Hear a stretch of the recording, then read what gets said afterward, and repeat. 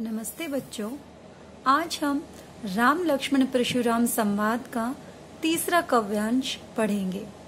जैसे कि पहले दो काव्यांश में मैं बता चुकी हूँ कि जब राम ने सीता स्वयंवर में शिव धनुष को खंडित किया था तो परशुराम बड़े क्रोधित हुए, क्योंकि परशुराम जो थे वो शिव भक्त थे।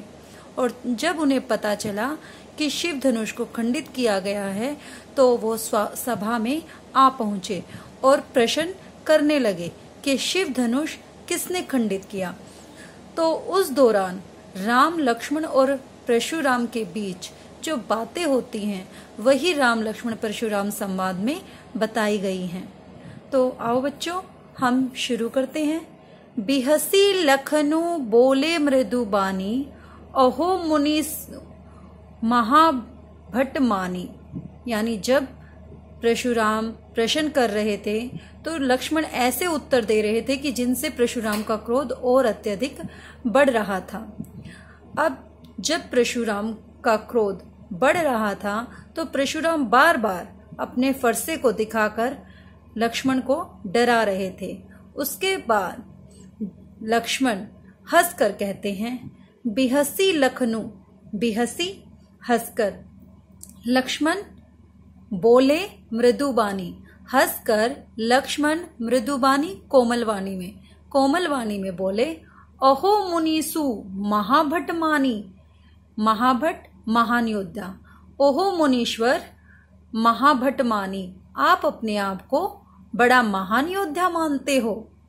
पुनि पुनि मोहि देखाव कुठारू, पुनि पुनि बार बार, मोहि मुझे, देखाव कुठारू, कुठारू यहाँ कुल्हाड़ा या फरसे को कहा गया है। जो आप मुझे बार बार अपना कुठार दिखा रहे हैं। चहत उड़ावन फूकी पहाड़ू, और फूक से पहाड़ उड़ाना चाहते हो। यहाँ कुम्मड़ बतिया कोऊ नाही, जे तर्जनी देखी मरी जाही। यहाँ कोऊ नाही, कोई भी, कुम्मड़ बतिया कुम्मड़ का फल, यहाँ कोई भी कुम्मड़ का फल नहीं है। जे तर्जनी देखी मरी जाई, जो तर्जनी उंगली के देखते ही मर जाएगा।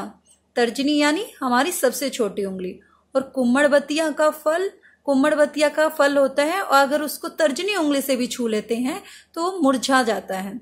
यहाँ लक्ष्मण इन पंक्तियों के माध्यम से परशुराम से कह रहे हैं कि आप बार बार जो कुठार दिखा रहे हैं तो कुठार दिखाकर डराने की कोशिश ना करें।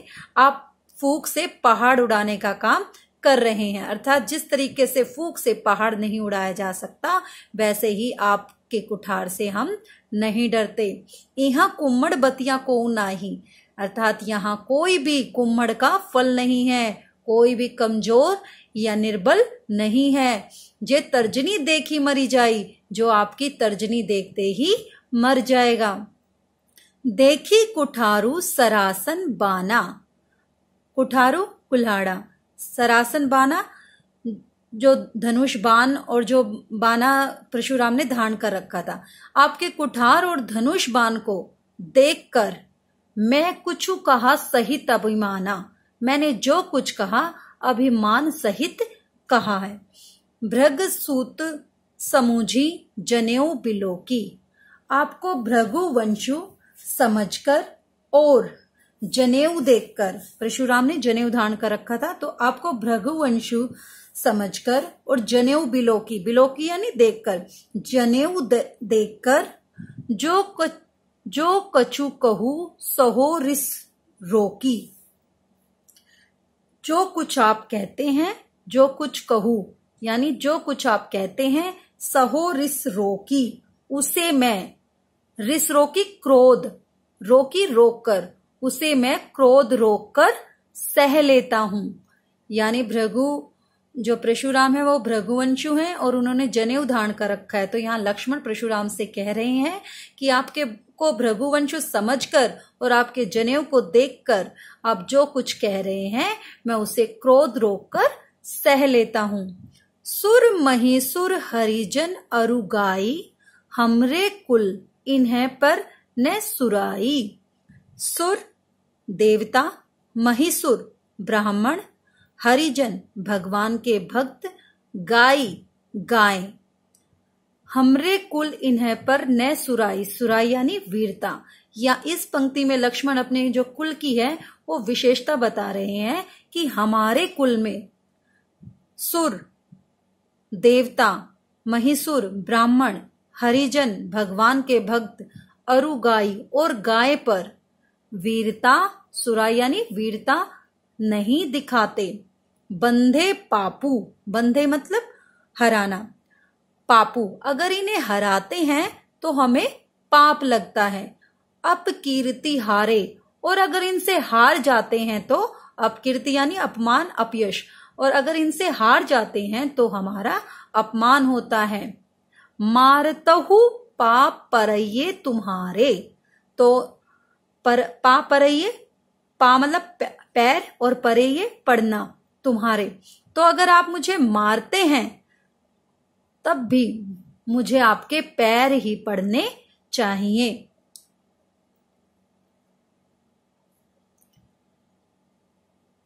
कोटि कुलिस सम बचनु तुम्हारा।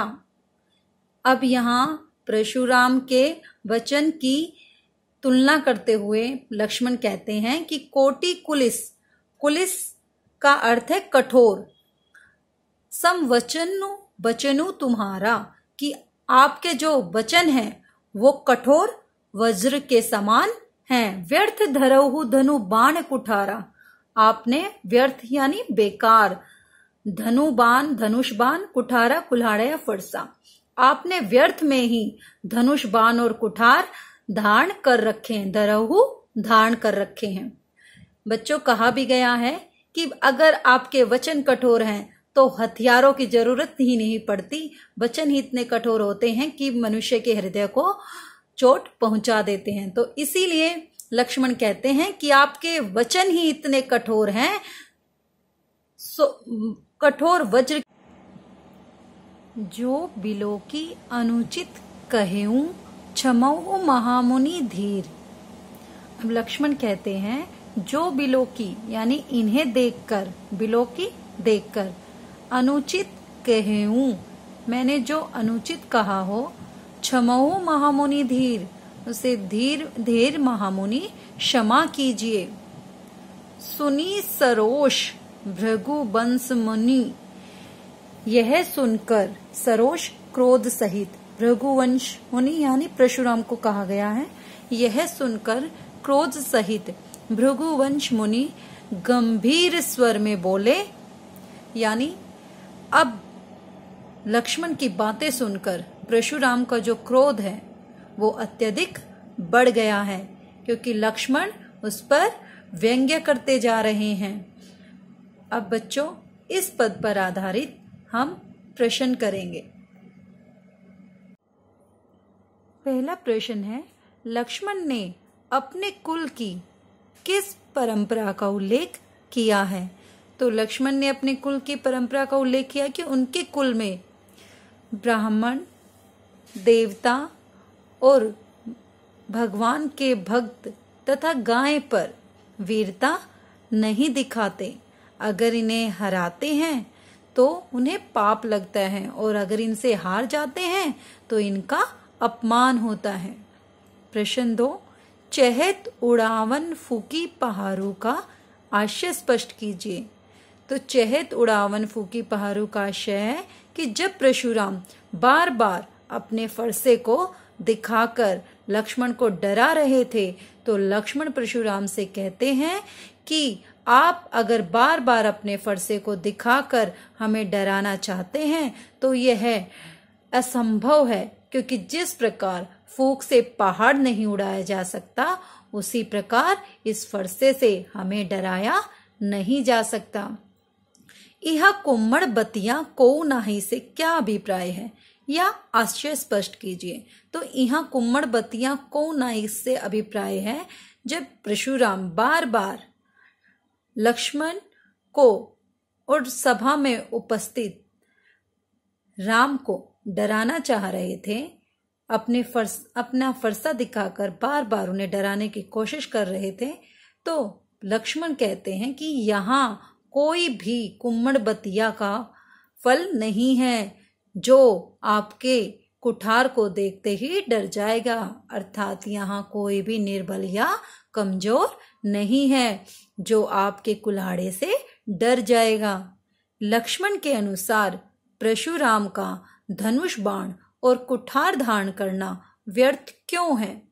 लक्ष्मण के अनुसार परशुराम का धनुष बाण और कुठार धारण करना व्यर्थ इसलिए है क्योंकि परशुराम के वचन ही वज्र के समान कठोर हैं